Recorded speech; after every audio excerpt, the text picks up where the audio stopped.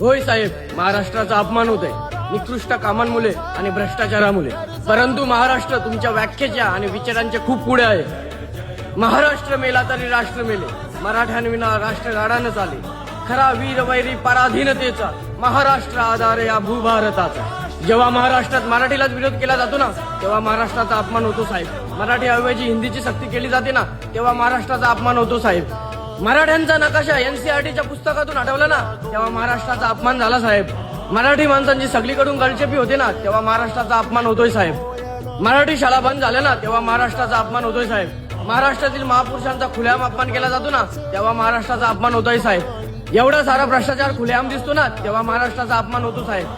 भूमिपुत्रांच्या जमिनी घेतल्या जातात, जंगलतोड केली जाते, त्यांचे हक्क डावलले जातात, त्यांचे आंदोलन दाबले जाते, तेव्हा महाराष्ट्राचा अपमान होतो साहेब. महाराष्ट्रातील व्यवसाय, उद्योगधंदे, नोकरे परराज्यात जातात ना, तेव्हा महाराष्ट्राचा अपमान होतोय साहेब.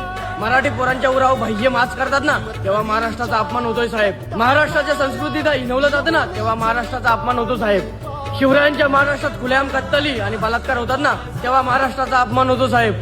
तुम्ही म्हणजे महाराष्ट्र नाही आणि तुमचं काम म्हणजे महाराष्ट्र नाही. महाराष्ट्र एक असं राज्य आहे ज्याच्या नावातच राष्ट्र आहे, परंतु भ्रष्टाचारी आणि घाणेरड्या राजकारणामुळे महाराष्ट्राचा अपमान होतोय हे नक्की.